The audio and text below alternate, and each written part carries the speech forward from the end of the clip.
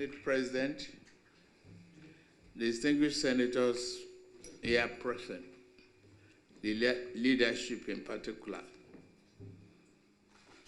Honorable Minister of Economic Planning and Budget, the Coordinating Minister of Finance and for the Economy, National Security Advisor, PS, State House, and Chief of Staff and all of you here, and the National Chairman of my party. Please forgive me, I was not looking up. I'm glad you are here. The chair. Of course, other senior government officials. It is Happy New Year for every one of us. And I wish you a very prosperous one. It is a promising year for people to even be able to gather, put their energy in place, their thought in place, in the national interests of this country. Today, the first holiday on the calendar. Thank you very much. I want to say,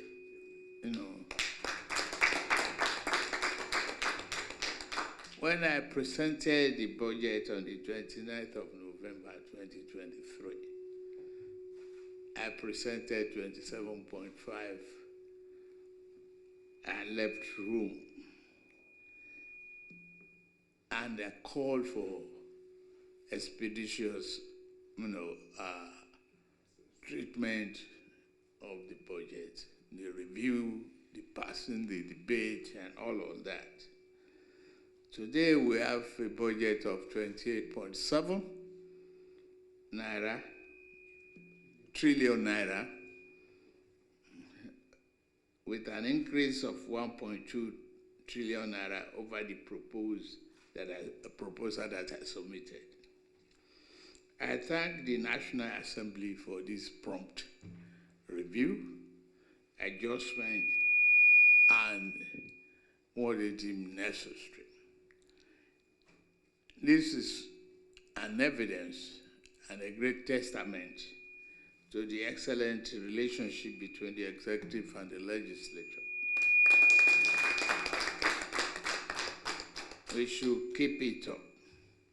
In my address then, I remarked that the budget is a budget of renewed hope. It's anchored on reducing the deficit and increasing capital expenditure, particularly in our priority areas. The approved 2024 budget that we just approved now achieve both objectives.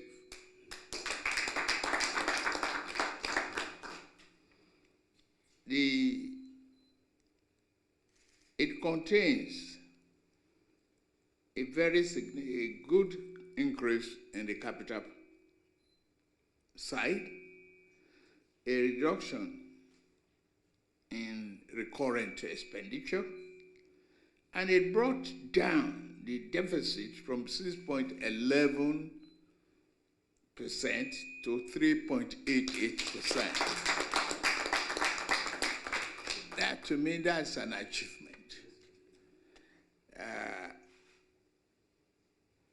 We can debate the area of economic thinking, whether capital expenditure and reduction in the current means what. It's subject of interpretation. It means a lot. It means where the hope is hanged in development. and particularly human capital development.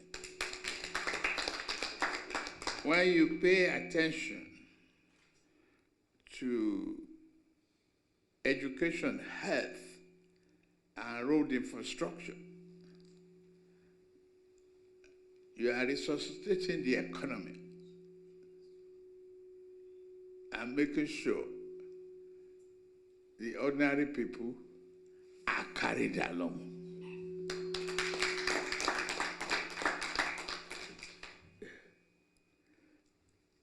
Let me take one of it. Why we take power and steel and other projects? One of the priority areas we just passed is the 100 billion naira provision for the feeding of school children. I mean, that's a stimulant that we encourage our attendants and others. I've been meeting with local government and subnational level so that we can collaborate and jointly brought, an inclusive, all-inclusive program that we have.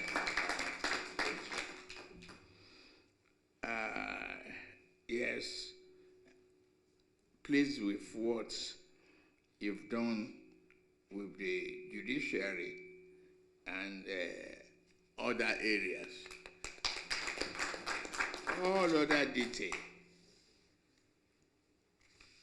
we mentioned future. I cannot, however, conclude my remark without going that a budget is only as good as its implementation. We will implement this. I want to assure the Nigerians that all the MDAs and our teams have been warned. That's why we even take our time to separate economic planning from finance. MDAs must have regular report of the budgetary performance in the area that we put in place to help ordinary Nigerians.